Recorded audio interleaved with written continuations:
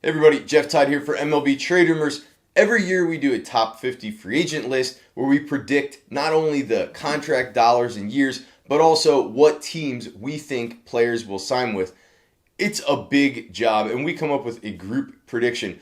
I'm going to go back though and give you my own personal predictions from that process and tell you which ones were really good and which ones were really bad. That's what we're going to talk about today. Thought it'd be interesting to go behind the scenes a little bit. Please do run down and subscribe below to keep up with all the stuff we've got going on and planned ahead for this channel. All right, first let me give you my biggest home run. I got to start off on a positive note. And if you go look at the MLB Trade Rumors free agent prediction contest leaderboard, the proof is right there.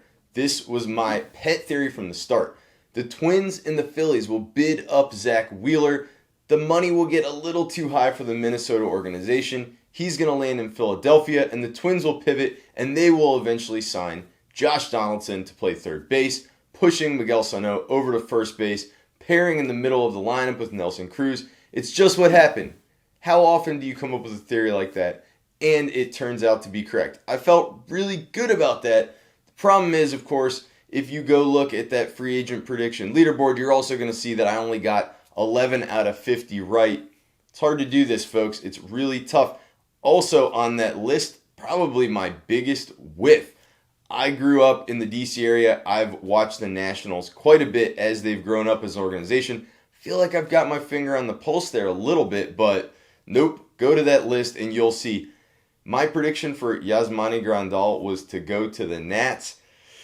Now, they had declined an option over Yan Gomes. I thought maybe this is a place that they can step up if Anthony Rendon leaves.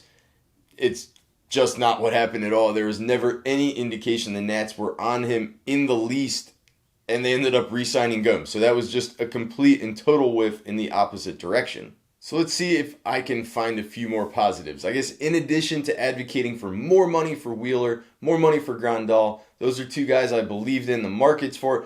I also pushed my boss Tim Durkis up on guys like Drew Pomeranz and Will Harris. Of course, we still didn't predict anywhere near enough money for those two, especially Pomeranz.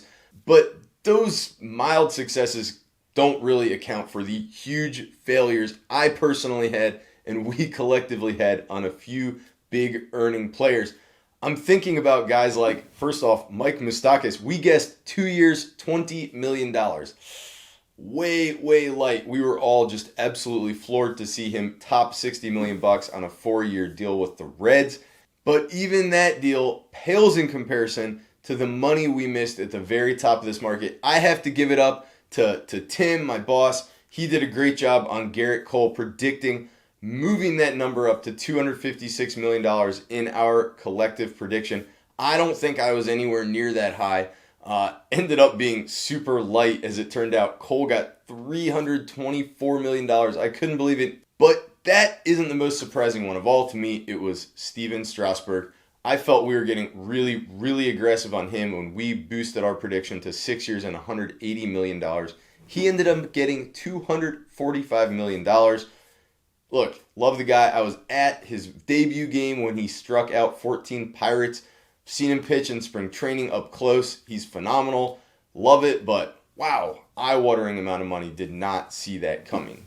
Look, I think we did a lot of things right with that list. If you go back and look at it, the reasoning holds up. It was sound, but I'll tell you the hardest part of it was coming up with who to place at the very back of the list.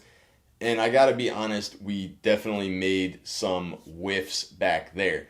Jordan Lyles got 2 years and $16 million. He obviously should have been on it.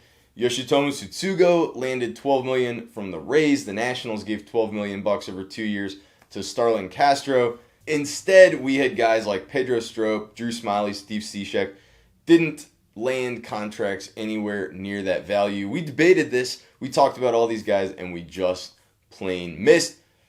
Anyway, I hope you guys enjoyed this. Please do let us know if you did. Something I'd love to talk about more, especially once we get my colleague, my boss, Tim Durkis, on here to do some videos. We can talk about these things together.